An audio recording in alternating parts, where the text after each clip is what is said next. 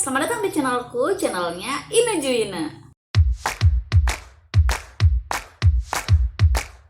Kalian pernah nonton sinetron kan? Kalau telenovela? Atau kalian pernah dengar nggak opera sabun? Nah, kalau aku nyebut sinetron, ada berapa judul sih yang kelintas di pikiran kalian? Kalau di aku sih udah tersanjung, Nokta Merah Perkawinan, Ganteng-Ganteng Serigala, Tukang Bubur Naik Haji, Ikatan Cinta, sampai yang internasional itu Utaran. Kalau kalian apa? Share di komen ya. Kalian tau gak sih ada berapa jumlah sinetron yang ada di Indonesia? Nah, aku pribadi ini belum nemu artikel yang dengan secara legit gitu ngasih tahu berapa sih jumlah sinetron yang ada di Indonesia yang udah tayang. Tapi menurut jumlah yang aku hitung dari source-nya tuh dari Wikipedia ya, apalagi sih kalau nggak secara Google sama Wikipedia. Tapi source-nya dari situ aku hitung tuh ada sekitar 417-an episode 417-an judul sinetron Indonesia dari tahun 1998 sampai 2021. Nah, itu untuk sinetron-sinetron yang udah lulus sensor, yang udah lolos sensor dan tayang di TV. Tapi untuk judul sinetron yang gak lulus sensor, itu ternyata jumlahnya banyak banget, ada puluhan ribu men. Tepatnya itu ada 37.954 judul sinetron FTV dan beberapa program TV yang gak lulus sensor. Itu belum termasuk judul-judul film ya, jadi cuman sinetron, FTV, dan beberapa program TV aja. Banyaknya sinetron yang beredar di Indonesia kadang tuh suka bikin aku bertanya-tanya gitu, kenapa sih dari dulu sampai sekarang, dari zaman aku belum lahir sampai sekarang aku udah segede ini, yang namanya sinetron tuh nggak ada matinya, ada aja terus, ada terus. Kenapa sih penontonnya ada terus dan nggak pernah bosen juga mereka nontonnya? Nah, tayang di TV tuh tujuannya sebagai hiburan. Ketika seorang melakukan aktivitas nonton TV, kemudian dia merasa terhibur dan senang, maka akan terekam dalam memorinya.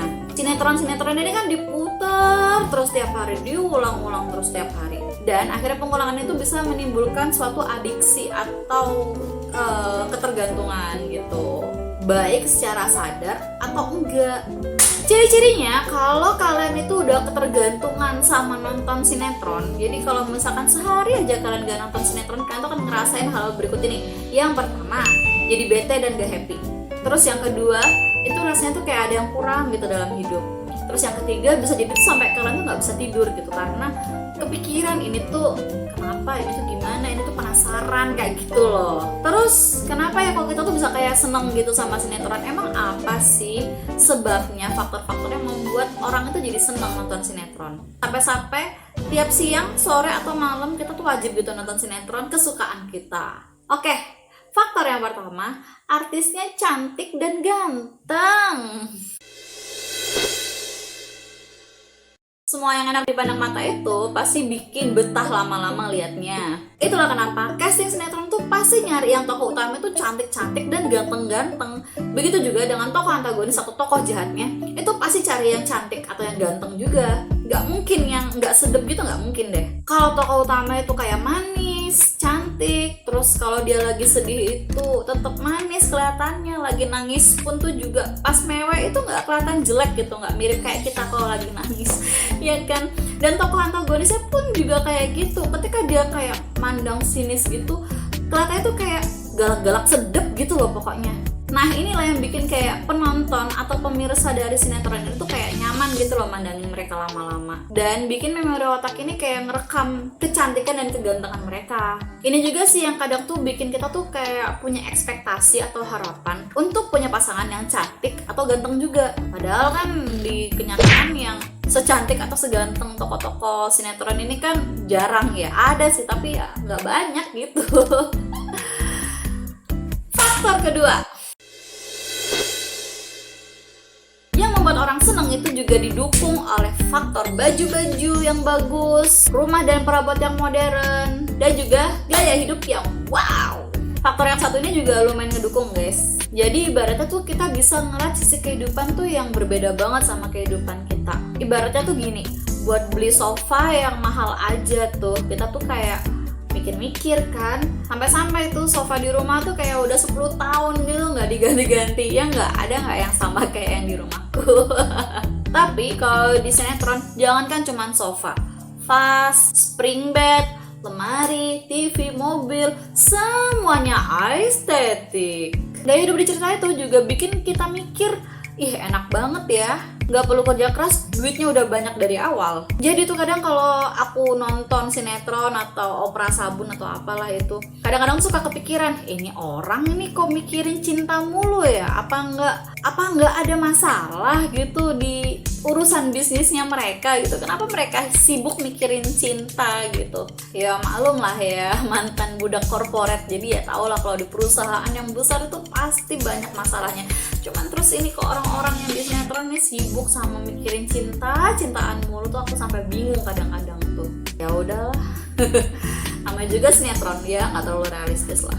Terus faktor yang ketiga itu adalah jalan cerita yang mudah diikuti, nggak perlu pakai mikir keras, dan sifat tokoh-tokohnya yang mudah dikenali. Sinetron sebagai hiburan yang santai itu cocok banget ditonton sebagai refreshing setelah seharian kita kerja keras sebagai kuda, dimarahin bos, mikirin tagihan ini itu, ribet sama urusan rumah tangga, ribut jaga image di depan tetangga, dan hiruk pikuk kehidupan yang lain. Sekali nonton aja tuh ya kita udah kayak tahu aja gitu tokoh baiknya yang mana, tokoh jahatnya yang mana, yang lagi direbutin itu siapa. Bahkan endingnya tuh kayak gimana kita tuh udah bisa nebak loh sebenarnya. Hal ini tuh mudah banget diikutin sama pikiran kita, dan ibaratnya ya udah tinggal pakai daster doang buat nonton, layeh-layeh, selesai. Next, lanjut ke faktor yang keempat, menuntut emosi bukan analisis. Nyambung nih sama poin yang sebelum ini. Jadi kalau lagi nonton sinetron nih kita tuh nggak perlu mikir berat, nggak perlu nganalisis kayak kalau kita lagi nonton film sci-fi atau science fiction atau kayak film detektif gitu tuh kita nggak perlu mikir sampai gimana gitu, sampai berat banget, itu nggak perlu. Cukup ngikutin ceritanya aja dan didukung dengan backsound yang wow. Secara nggak sadar emosi kita tuh udah kayak keikut gitu loh sama jalan ceritanya, dan ujung-ujungnya kita tuh kayak ngerasa simpati gitu loh sama tokoh utamanya. Terus kita tuh juga jadi semacam nungguin banget momen-momen ada hari pembalasan buat si tokoh antagonisnya. Ya ini kayak biasa tuh di klimaks-klimaksnya gitu loh. Ini tuh ditunggu banget sama pemirsa, makanya kayak betah gitu nungguinnya. Terus yang kelima, itu ending di setiap episode itu ngegantung dan bikin gregetan. Pernah nggak kalian nonton sinetron yang endingnya tuh nggak gantung? Pasti nggak ada. Yang pas jalan ketemu pasangannya lagi selingkuh lah, yang hampir ketemu sama mama kandungnya lah, yang tokoh jahatnya hampir kepergok lah. Ya pokoknya tuh ya biasanya banyak zoom in zoom outnya gitu loh. Zoom in zoom out, zoom in zoom out.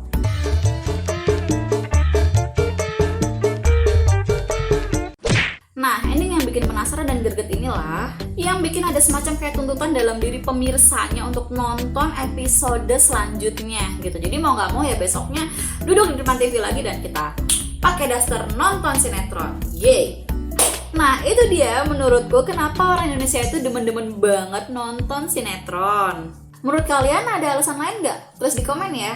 Sekian dulu video dari aku, mudah-mudahan kalian suka dan jangan lupa kasih like-nya ya. Terus buat kalian yang belum subscribe, jangan lupa subscribe aku please. Terima kasih sudah menonton, sampai jumpa di video selanjutnya, bye-bye.